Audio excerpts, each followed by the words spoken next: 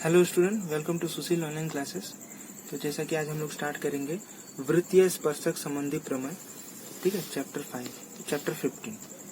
तो अब इस चैप्टर को स्टार्ट करने के पहले हम लोग बेसिक्स जो है इस चैप्टर से रिलेटेड जो डिटेल्स है वो हम समझेंगे। तो देखो, यहाँ पे 3 सिचुएशन हम लोग को देखने मिल रहा है। पहला सिचुएशन में जो देखो वृत्त है ना, उसमें उसके पास एक AB सरल रेखा है, जो AB सरल रेखा वृत्त को कहीं नहीं काटती है।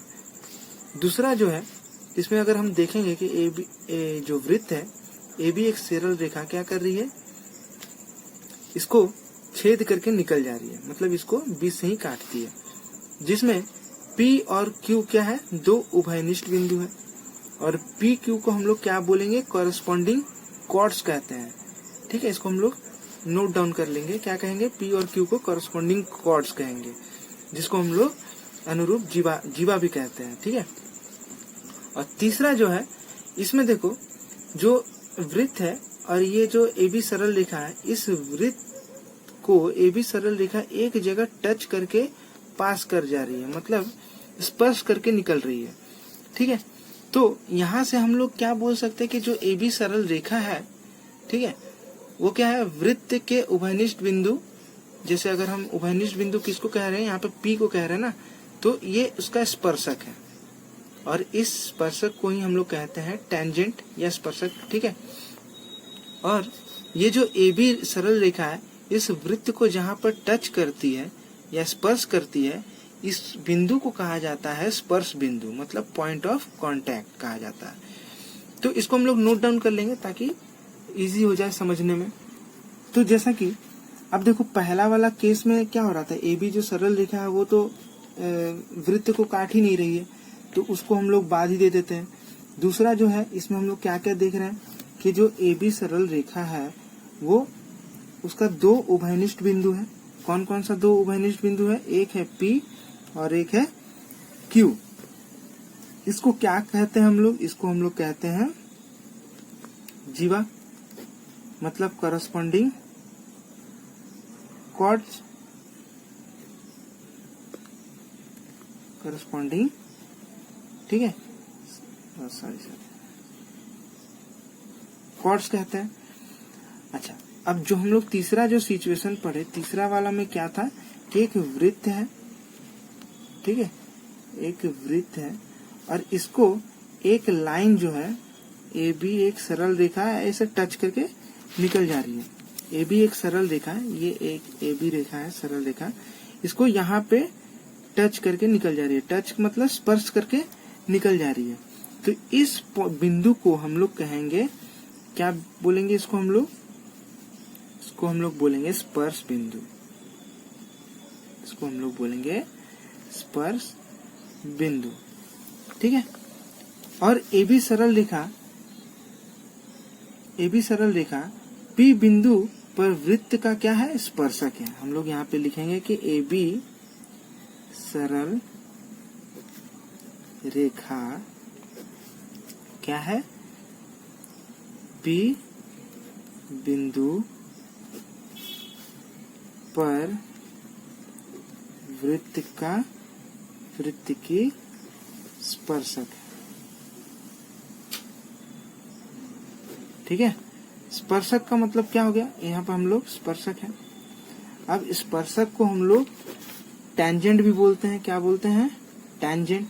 तो हम जब भी प्रूफ करेंगे तो हम टेंजेंट बोलेंगे, तो तुम लोग समझ जाना कि हम स्पर्शक बोलते हैं। ठीक है, तो अब हम लोग स्टार्ट करेंगे यहाँ। अब हम लोग यहाँ पे पेज नंबर तुम लोग का जो 208 में प्रमेय है 40, उसको हम लोग समझेंगे। तो जो प्रमेय है पेज नंबर 208 में, ठीक है, तो क्या बोलता है कि वृत्त की कोई भी स्पर्शक स्पर्श बिंदुगामी अर्धव्यास पर लंब होती है। अच्छा, इसको हम प्रॉपरली समझाएंगे, और तुम लोग से रिक्वेस्ट है कि जो भी वीडियो बनाते हैं उस वीडियो को पूरा देखा करो। ठीक है, ताकि जो मेरा मेहनत है वो काम में आए। तो बहुत सारे जो है वीडियो को स्किप कर देते हैं या वीडियो को फॉरवर्ड करके देख लेते हैं, तो इससे क्या होता है कि जो मेरा जो मेहनत है उस पे कम व्यूज आ जाते हैं।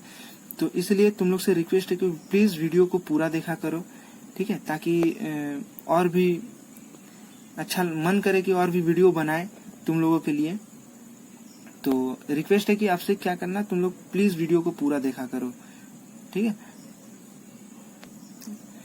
तो अब देखो यहाँ पे क्वेश्चन में जो प्रमेय है हमारा, उसमें क्या गिवन दिया हुआ है, मतलब प्रश्न को पढ़ के हमको यहाँ से पता चल जाएगा। तो क्या पता चल रहा है, अच्छा ये बिना स्केल का और का बनाया तो थोड़ा ड्राइंग जो है टेढ़ा मेढ़ा होगा। अच्छा, प्रदत्ता में क्या है कि ओ केंद्रीय वृत्त के पी पर ए बी स्पर्शक है और ओपी क्या है, एक अर्धव्यास। मतलब आप देख रहे हैं कि ये अगर वृत्त है तो इसका स्पर्शक कौन सा है, यहाँ पे ए बी है। कहाँ पे स्पर्श कर रहा है, मतलब स्पर्श बिंदु कौन सा है, पी है, ठीक है। अच्छा, पी से हम लोग क्या किए हैं, लंब, हमको यही दिखाना, प्रूफ करना है कि जो ओपी है, ठीक है, देखो आरटीपी मतलब रिक्वायर्ड टू प्रूफ, मतलब तुम लोग को प्रमाणित करना है कि ये जो ए बी है ना, ए बी के ऊपर क्या है, ओपी जो है ए बी के ऊपर एक लंब है, ठीक है, परपेंडिकुलर। तो अब इसमें हम लोग रचना कर लेंगे। रचना क्या है कि हम लोग ये जो एक सरल रेखा है, ठीक है, इसके ऊपर हम P के अलावा कोई एक दूसरा पॉइंट लेते हैं जो कि, ठीक है, P ए बी रेखा के ऊपर कोई भी एक हम पॉइंट लेते हैं और उस पॉइंट को क्या करते हैं हम लोग, केंद्र से मतलब O से उसको ज्वाइन कर देते हैं, ठीक है, कुछ इस तरह से ज्वाइन कर देते हैं। तो ये रचना हम लोग को यहाँ पे लिख लेना होगा, लिख लेते हैं, ठीक है। तो अब क्या करेंगे, तो रचना हम लिख लिए कि ए बी स्पर्शक पर P के अलावा, जो P के अलावा कोई बिंदु Q लिया और OQ को मिलाया, ठीक है। तो अब OQ को मिला लिया और यहाँ पे नाम नहीं दिए हैं, यहाँ पे हम Q लिख देते हैं, ठीक है। तो अब हम लोग प्रदत्त गिवन लिख चुके हैं, क्या प्रूफ करना वो लिख दिए हैं, रचना लिख दिए हैं। अब हम लोग यहाँ पे शुरू करेंगे प्रूफ, मतलब प्रमाणित, ठीक है, प्रमाण कैसे करना, तो प्रमाण बराबर लिखते हैं। अच्छा, अब देखो हम लोग जब प्रमाण करेंगे तो यहाँ पे ध्यान से देखेंगे कि जो मेरा ए बी जो सरल रेखा है, ठीक है, मतलब जो स्पर्शक है वृत्त का, ये देखो ये पी जो है स्पर्श बिंदु, मतलब वृत्त को एक ही जगह पर स्पर्श कर रहा है। अगर हम ध्यान से देखेंगे तो ये कहीं और स्पर्श नहीं कर सकेगा।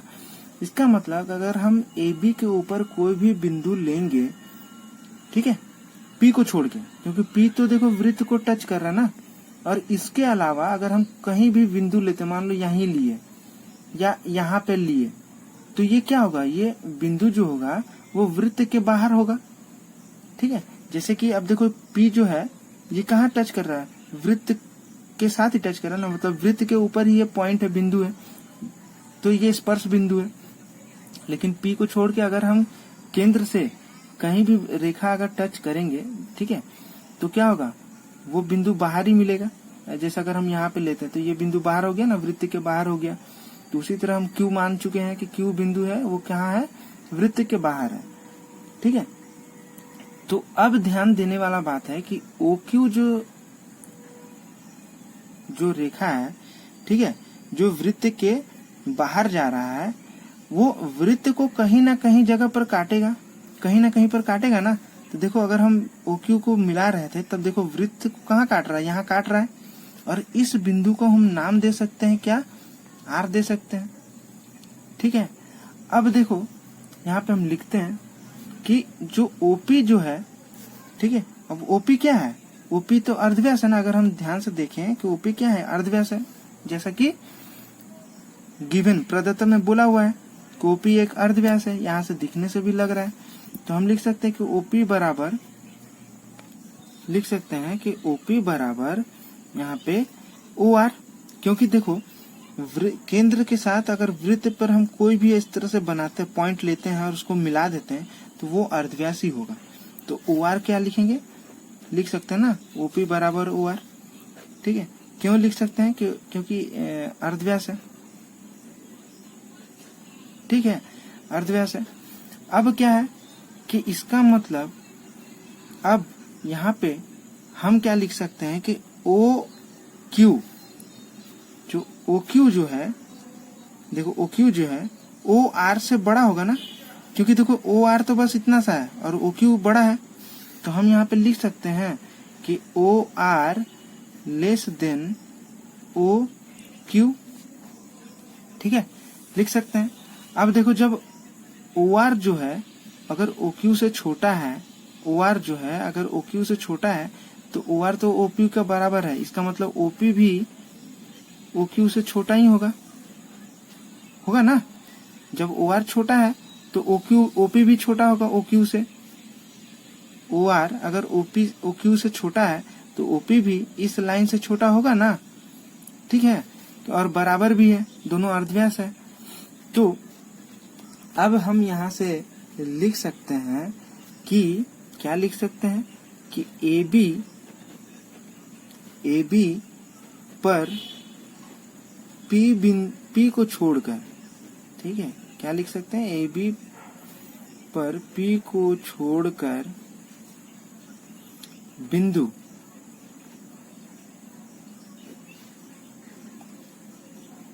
क्यू अन्य किसी जगह पर स्थित है, किसी जगह पर स्थित है। ठीक है, इसका मतलब क्या है, जब बोल रहे हैं यहाँ से हम देख रहे हैं ना कि ओपी जो है ओ क्यू से छोटा है, इसका मतलब जरूर ओ क्यू जो है बाहर कहीं पॉइंट पे है तभी ना छोटा। अगर वृत्त पे रहता तो ये तो बराबर हो जाता, लेकिन वृत्त के बाहर है तभी ना ओ क्यू जो है ओपी जो है ओ क्यू से छोटा होगा। यह ध्यान देने वाला बात है। ठीक है, तो छोटा होगा तो किसी जगह पर है, इसका मतलब क्या है, हम यहाँ से मतलब बोल सकते हैं कि क्यू जो है, क्यू जो पॉइंट है या क्यू जो बिंदु है वो वृत्त के बाहर है तभी बड़ा होगा। ठीक है, अदरवाइज तो वो इक्वल हो जाएगा। समझ में आ रहा ना जो हम बोल रहे हैं, तो इसको ध्यान से समझना। तो अतः हम यहाँ से लिख सकते हैं कि अतः ओ से ए बी पर खींची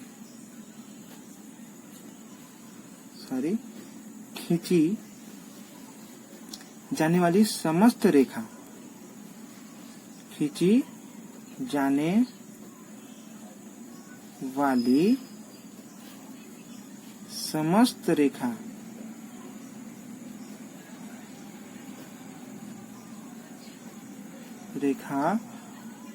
ओ में ओपी जो होगा, ठीक है, समस्त रेखाओं में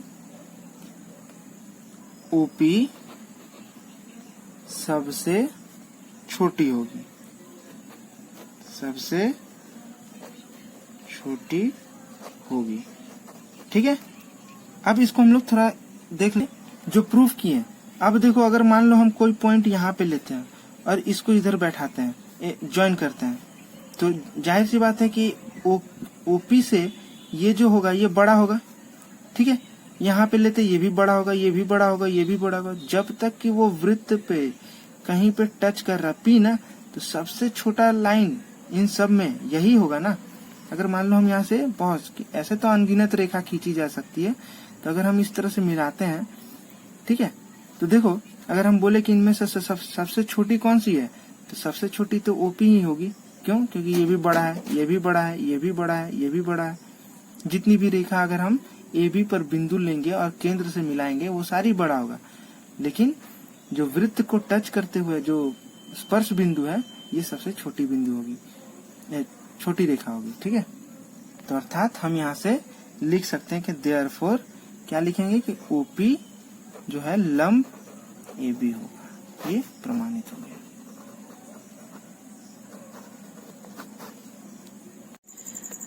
तो ये हुआ।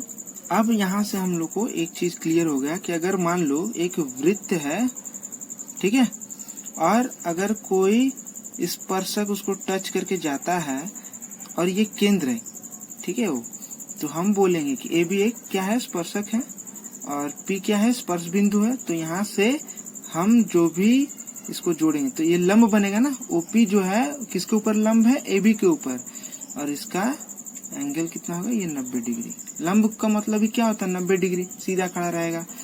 ठीक है, तो अब हम लोग चलते हैं 15.1 में और यहाँ से एक्सरसाइज स्टार्ट करेंगे। 15.1 करके देखें,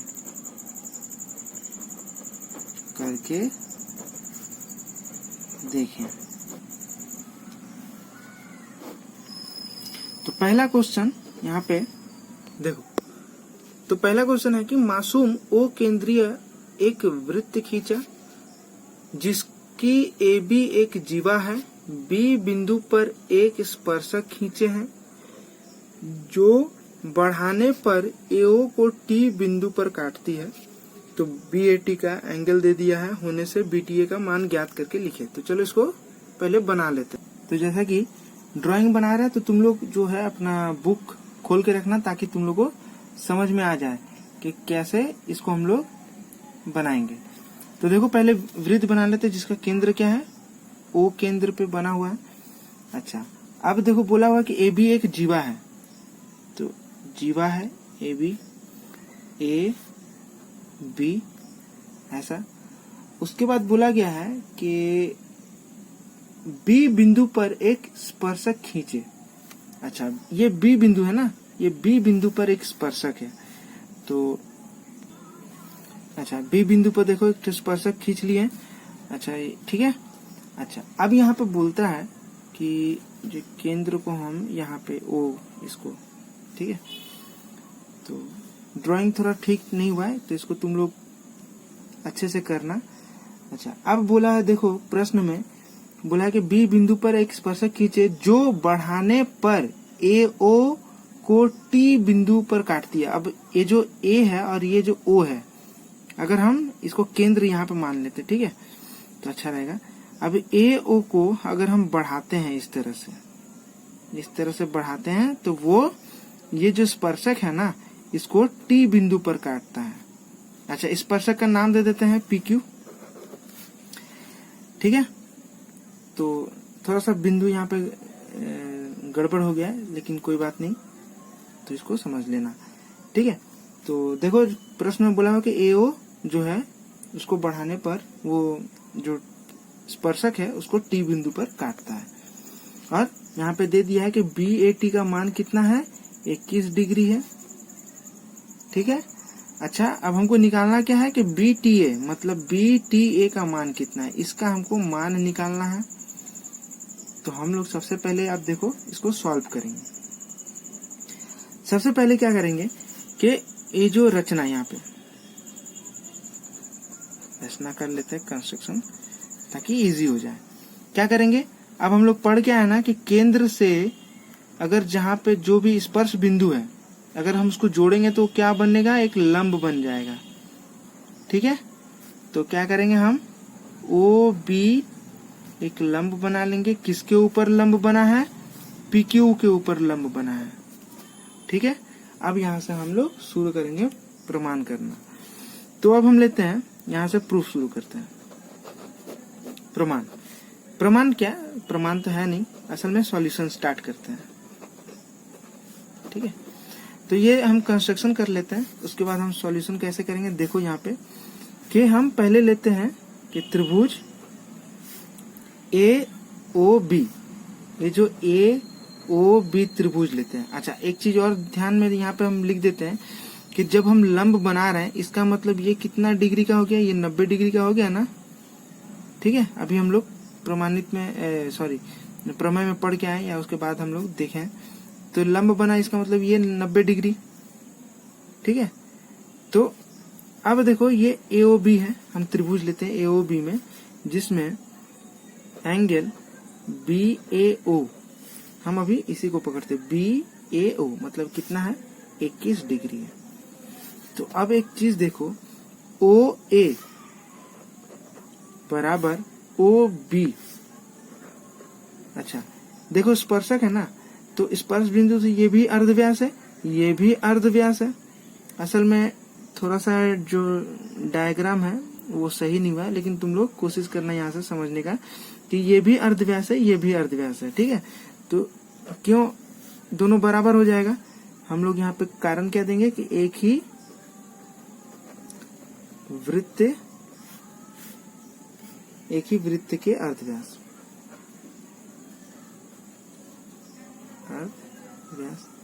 ठीक है, एक ही वृत्त के अर्धव्यास।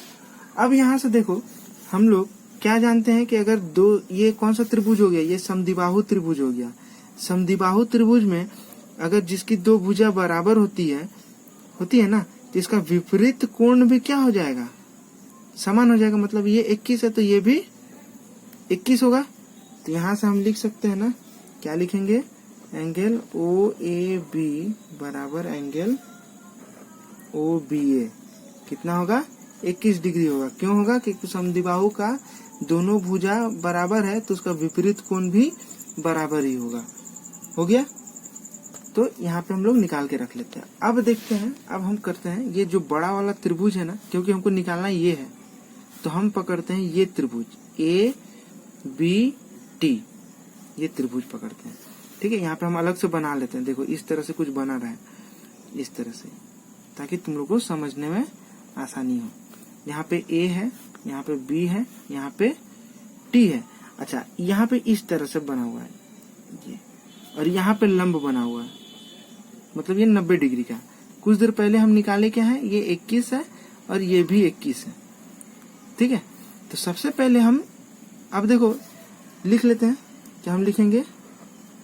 त्रिभुज, इन नहीं लिखे, त्रिभुज ABT में, ठीक है। अब ये बड़ा वाला त्रिभुज पकड़े हैं, इसको हम अलग से दिखा रहे हैं, ध्यान से समझना है इसको। तो यहाँ पे एंगल BAT क्वेश्चन में दिया हुआ है 21 डिग्री। अच्छा, अब देखो हमको निकाल लेना है क्या? ABT मतलब ABT मतलब ये कोण कितना डिग्री का है, इसको निकाल लेते हैं। तो ABT में देखो ये है 21 और ये है 90, और ये पूरा कितना होगा? तो 21 प्लस 90 डिग्री कितना होगा? 111 डिग्री। ठीक है, समझ में आ रहा ना? ये दोनों कोण को हम मिला देंगे तो ये पूरा कोण हो जाएगा, ABT हो जाएगा। तो अब हमको क्या पता है कि तीनों कोणों का जोगफल कितना होता है? 180 डिग्री होता है। तो हम लिखेंगे कि त्रिभुज ABT में, ठीक है, हम लिखते हैं angle ABT plus angle BAT plus angle, क्या निकालना है? BTA बराबर 180 डिग्री। ठीक है, अब देखो इसका मान निकाले हैं। इसका मान हम लोग क्या निकाले हैं? 111 लिखते हैं, 111 प्लस इसका मान हमको पता है 21 डिग्री, प्लस इसका मान हमको निकालना है। ठीक है, तो 180 डिग्री हो गया। अब इन दोनों को जोड़ो, इससे माइनस कर दो, तो कितना होगा? 180, और इन दोनों को जोड़ने पर कितना आता है? 2 3 1। तो अगर हम इसको जोड़ते हैं तो यह आएगा 48 डिग्री। तो एंगल BTA का मान कितना हुआ? 48 डिग्री।